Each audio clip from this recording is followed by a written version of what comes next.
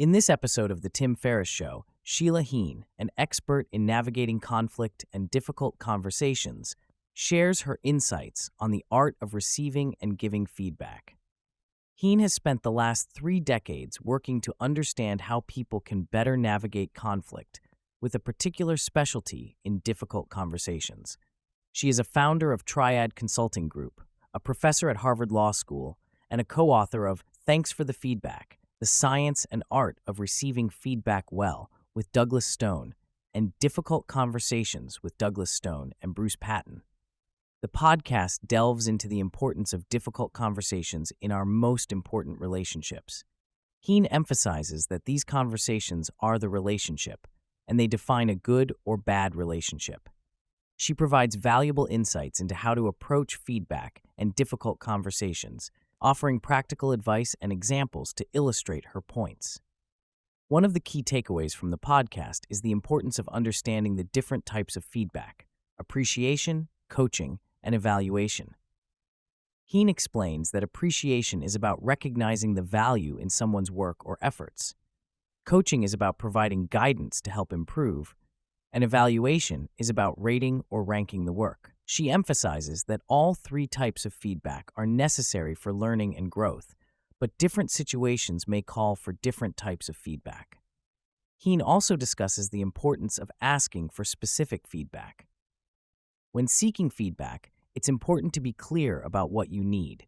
For example, if you're looking for coaching, ask for specific guidance on how to improve. If you're looking for evaluation, ask for a rating or ranking of your work. By being specific about the type of feedback you need, you can ensure that you receive the most relevant and helpful input. The podcast also delves into the art of receiving feedback, particularly in difficult or sensitive situations.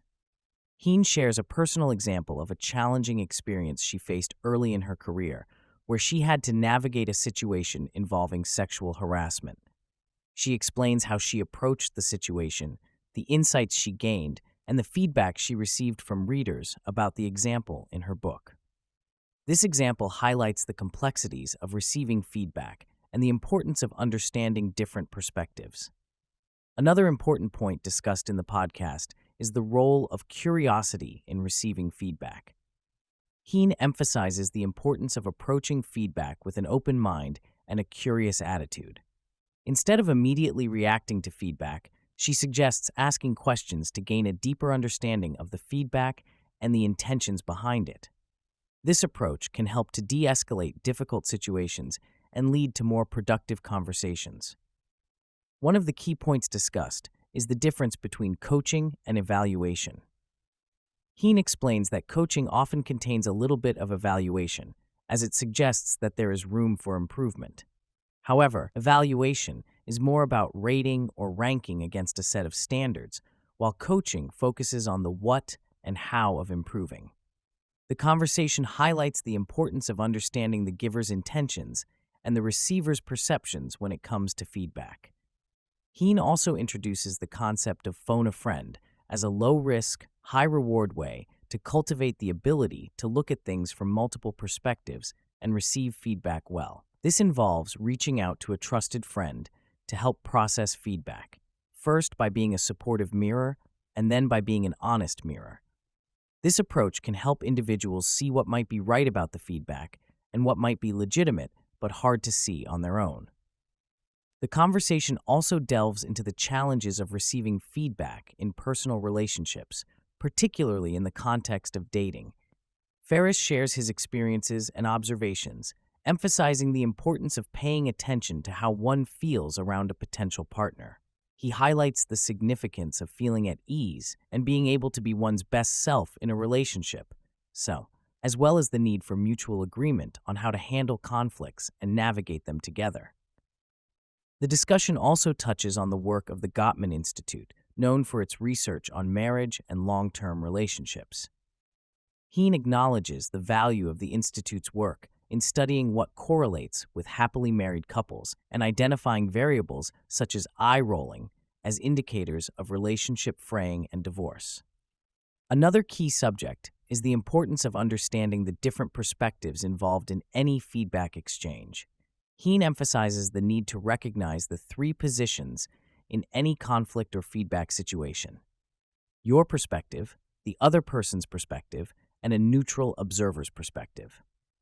By acknowledging these different viewpoints, individuals can gain a deeper understanding of the underlying issues and work towards more effective communication.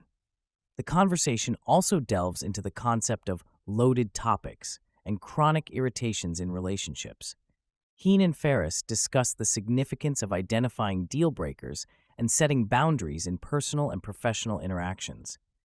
They highlight the value of open and honest communication, as well as the need to address recurring issues with humor and affection while still being direct and honest.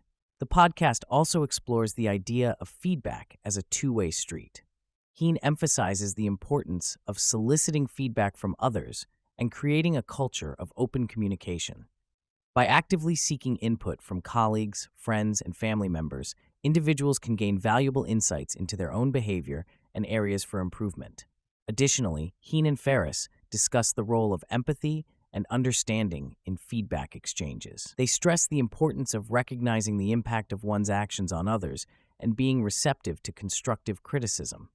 By approaching feedback with a sense of curiosity and a willingness to learn, individuals can foster more meaningful and productive interactions. The conversation also touches on the concept of one thing as a powerful tool for eliciting feedback. Heen suggests that asking for one specific piece of feedback can lower the stakes and make it easier for others to provide input. This approach can help individuals identify areas for growth and improvement in a more focused and actionable way.